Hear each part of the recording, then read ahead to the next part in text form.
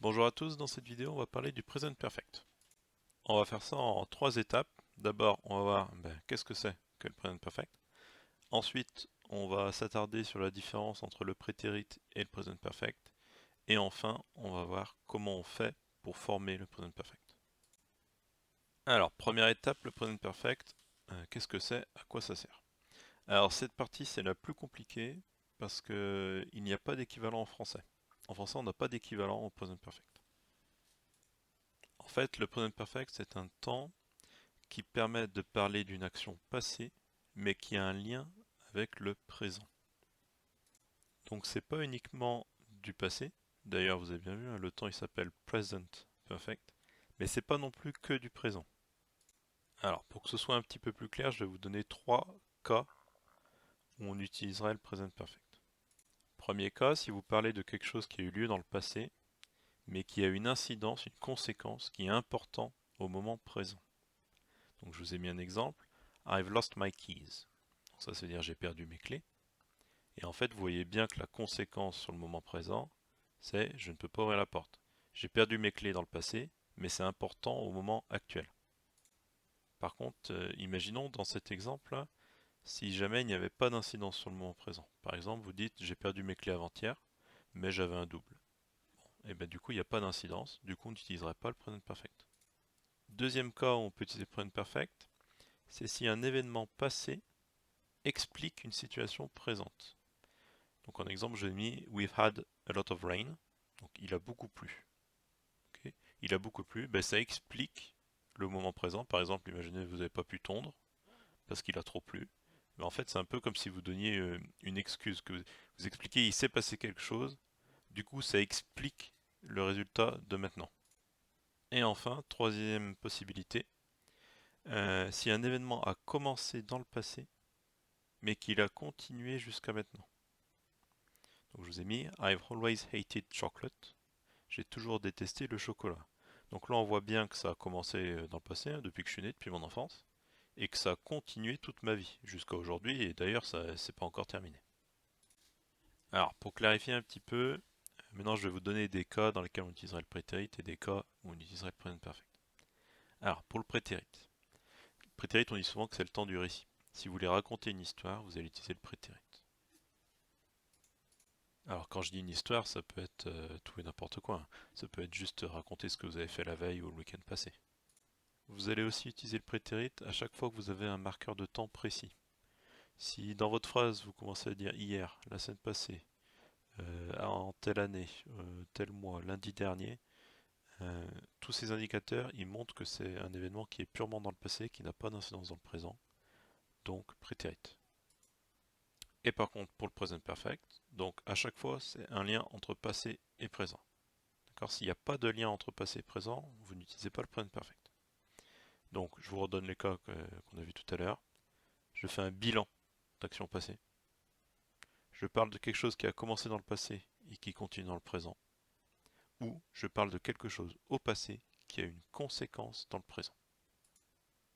Alors, quelques exemples. Premier exemple, je voulais dire en anglais, je suis allé faire des courses ce matin, j'ai croisé ton cousin. Là, on va utiliser le prétérit. D'accord? Parce qu'il n'y a pas d'incidence sur le moment présent, on raconte juste ce qui s'est passé dans le passé. Deuxième exemple qu'on a déjà utilisé avant, j'ai perdu mes clés. Dans ce cas-là, soit le prétérit, soit le present perfect. Les deux sont possibles. Tout dépend du contexte. Donc si vous êtes devant la porte, là, que vous êtes coincé, que vous n'arrivez pas à l'ouvrir, vous allez utiliser le present perfect. J'ai perdu mes clés, conséquence, je ne peux pas ouvrir. Par contre, si ça fait partie d'une histoire que vous racontez, typiquement si vous dites lundi dernier j'ai perdu mes clés, mardi je suis allé en faire refaire, mais là c'est le passé, prétérit. Ensuite, troisième exemple, j'ai toujours adoré les bonbons. Bon, là on voit bien qu'il y a un lien entre passé et présent, parce que ça a commencé dans le passé et ça a continué jusqu'à aujourd'hui, donc present perfect. Et enfin, dernier exemple, William Shakespeare est mort en 1616. Là vous allez utiliser du prétérit, parce que c'est daté, c'est précis, c'est dans le passé, ça n'a pas d'incidence sur le moment présent. Alors maintenant qu'on a vu à quoi servait le present perfect et dans quel cas on l'utilisait, il faut savoir comment on le construit. Alors vous avez déjà vu des exemples dans les explications précédentes. Donc j'en ai repris un, I've lost my keys, la troisième personne qui donnera he's lost his keys. Donc vous avez remarqué que la phrase est contractée. D'accord? L'auxiliaire est contracté. Donc I've lost my keys, en fait, c'est I have lost my keys. Et he's lost his keys, he has lost his keys. Au present perfect, on aura vraiment tendance à toujours contracter l'auxiliaire have. Donc qu'est-ce qu'on a dans cette phrase? D'abord on a I, qui est le sujet. Ensuite on a have. Là c'est contracté, mais c'est have. Donc c'est have qui est conjugué au présent. Et ensuite, on a lost. Lost, c'est le participe passé du verbe lose. Donc, pour conjuguer au present perfect, c'est assez simple. Vous mettez tout simplement l'auxiliaire have au présent, et ensuite vous mettez le participe passé du verbe. Et il n'y a aucune exception. Donc, pour faire ça, évidemment, vous avez besoin de connaître votre verbe have au présent, mais j'espère quand même que c'est le cas. Je vous le remets quand même au cas où. I have, you have, he has, we have, you have et they have. Et vous avez aussi besoin du participe passé. Alors, c'est pas compliqué pour trouver le participe passé des verbes en anglais. Donc, pour les verbes réguliers, il suffit de rajouter ed à la base verbale. Donc, watched, baked, cooked. Et pour les verbes irréguliers, comme d'habitude, c'est pas compliqué, il suffit de les connaître par cœur. Et donc, vous les avez dans la troisième colonne du tableau de verbes irréguliers. Donc, be ça donnera been, take, taken, cut, cut. Voilà, donc pour conclure, j'insiste vraiment sur le fait que c'est très facile à conjuguer.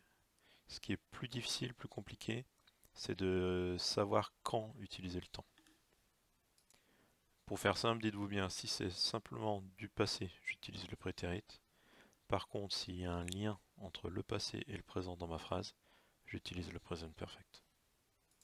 Et une fois que vous avez choisi que vous allez utiliser le present perfect parce qu'il y a un lien entre passé et présent, c'est tout bête, vous prenez le verbe have, que vous conjuguez au présent, et ensuite vous mettez le participe passé de votre verbe. Voilà, c'est terminé. Je vous mets quelques exercices dans la description de la vidéo. Et puis si jamais vous avez des questions, n'hésitez pas à me demander.